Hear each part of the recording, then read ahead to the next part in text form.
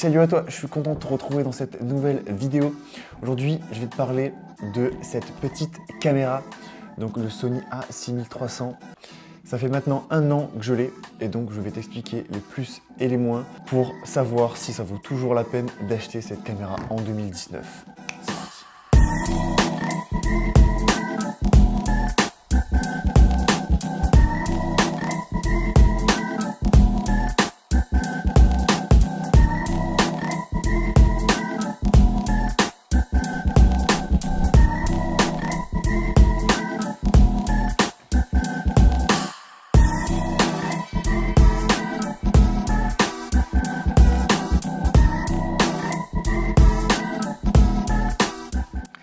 Donc, comme je viens de le dire, ça fait maintenant 1 an que j'ai cette caméra et je m'en suis servi dans énormément de domaines. Je l'ai amenée dans pas mal d'endroits, notamment dans des glaciers, dans des déserts aux États-Unis. Donc, j'ai fait un voyage de 1 mois avec cette petite caméra.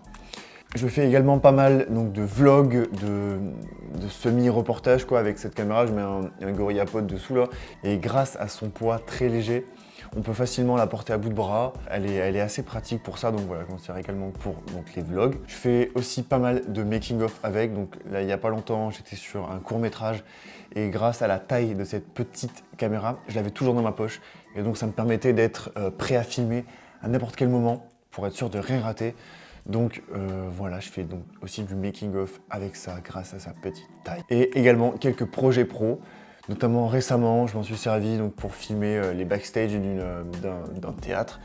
Donc voilà, cette caméra a énormément de qualité et on va les voir de suite. Premièrement, le prix. Donc cette caméra est pour moi, enfin je trouve que c'est le meilleur rapport qualité-prix sur le marché actuellement. Donc pour un prix d'environ 800 € neuf, mais vous pouvez le trouver pour entre 600 et 700 € d'occasion sur le Bon Coin par exemple. Vous avez une caméra qui fait donc de la 4K de manière excellente et aussi du slow motion. Donc vous pouvez faire du 120 images par seconde. Ça permet donc de stabiliser vos plans, ça permet de rendre n'importe quoi rapide, lent, comme le dit le nom.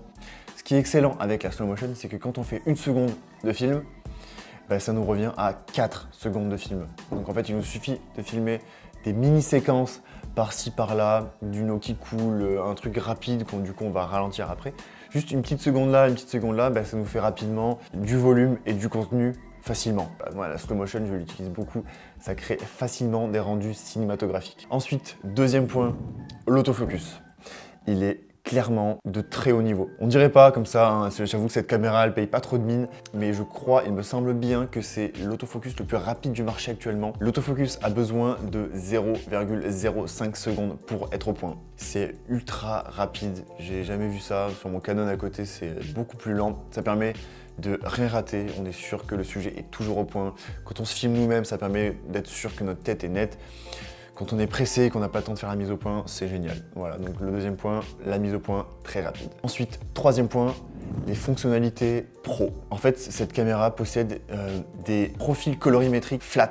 Donc c'est ce que les caméras haut de gamme ont de base. Et cette caméra là aussi. Donc on peut citer par exemple le S-Log 2, S-Log 3, Cine 2, Cine 4, il y en a d'autres. Moi j'utilise beaucoup le Cine 2. Un profil colorimétrique, ça sert à rendre une image donc flat, c'est-à-dire qu'elle est désaturée, décontrastée et que en fait à l'étalonnage c'est beaucoup plus facile de régler ses couleurs et d'étalonner de manière générale la vidéo. On peut facilement ramener un ciel qui est cramé, on peut facilement changer les couleurs, on a facilement un rendu cinématographique grâce à ces Cine 4, S-Log, enfin voilà, les profils d'image sont hyper importants pour moi, donc je trouve que c'est excellent que cette petite caméra les intègre tous. Ensuite, donc quatrièmement, il y a également des aides à la prise de vue, donc à la vidéo, notamment donc les focus picking et les zébras. Donc qu'est-ce que c'est?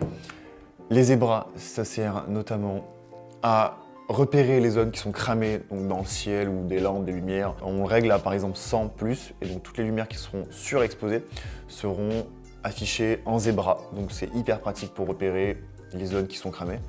Et il y a aussi le focus picking, donc ça sert à repérer les choses qui sont au point ou non. Donc quand on se met en mode manuel, on règle la mise au point manuelle et on a donc tous les contours qui sont nets sont rouges. Donc on sait que c'est au point. C'est hyper pratique. J'ai un Canon 5D à côté. Il n'a aucune de ces fonctionnalités. Donc c'est un peu dur de savoir quand les blancs sont cramés et quand c'est au point. J'avoue que je rate souvent la mise au point à cause de ce manque de fonctionnalité. J'avoue que j'ai pas pris énormément de photos avec cet appareil. Je l'ai acheté surtout pour faire de la vidéo parce que j'ai un 5D à côté pour la photo. Donc j'ai pas trop pris le temps de faire des photos avec, mais je sais qu'il fait des rafales de manière assez rapide. Je crois que c'est pour du 9 images par seconde, donc c'est assez excellent. Donc pour le sport, l'animalier, enfin voilà, c'est très pratique. Je sais aussi que les photos ont pas mal de pixels pour ceux que ça intéresse. Je crois que c'est entre 22 et 24 millions de pixels. Donc voilà, c'est assez pratique. Ça permet de recropper assez facilement dans l'image. D'ailleurs, je crois que c'est autant de pixels que le 5D. Voilà. Et la plage dynamique est assez bonne. Hein. Je sais que j'ai fait quelques photos avec de ciel et j'ai pu facilement ramener le ciel cramé sur les photos grâce à Lightroom. Donc voilà, la gamme dynamique est assez étendue sur ce petit boîtier. Il y a également un petit flash. Donc moi, je me sers quasiment jamais de flash, mais je sais que certains s'en servent. Donc ça permet de déboucher les visages ou simplement d'éclairer des zones qui sont trop sombres. Donc regardez ça. Le petit flash R2D2. Enfin, je sais que les réflexes actuels n'ont plus de flash. Donc voilà, c'est assez agréable de voir revenir un flash. Et voilà, je pense que ça pourra en aider certains. Peut-être, peut-être pas. Ben voilà, en tout cas, il y a un flash. Ensuite, donc, en dernier point positif, donc je crois que j'en étais à 5 ou 6. Le dernier donc, point positif, c'est que quand vous l'achetez en kit, donc avec cet objectif-là, qui est un 16-50 f4, c'est juste excellent. Cet objectif-là, à côté, j'ai un 30 mm 1.4 que j'utilise en fait très peu.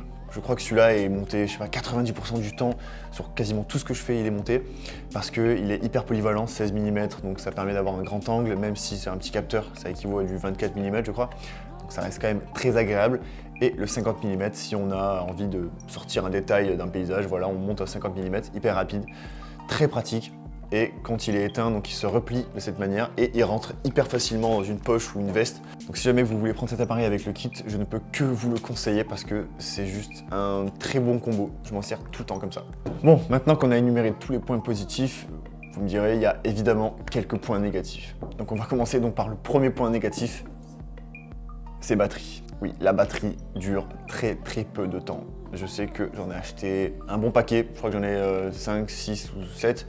Parce qu'elle dure honnêtement 45 minutes, 3 quarts d'heure max. Et quand il fait froid, 30 minutes. Bah, enfin voilà. Donc en soi, c'est pas très grave parce qu'il suffit juste d'en avoir plein. Mais voilà, c'est un petit peu relou quand il fait froid notamment, ça part à une vitesse folle. Ensuite, le deuxième point négatif, c'est la surchauffe. Donc notamment en 4K, je sais qu'au bout de 10-15 minutes, la carte mère ou en tout cas le capteur chauffe, donc l'appareil se met en sécurité et il s'éteint. Je sais qu'ils ont sorti un firmware il n'y a pas longtemps pour justement annuler ça.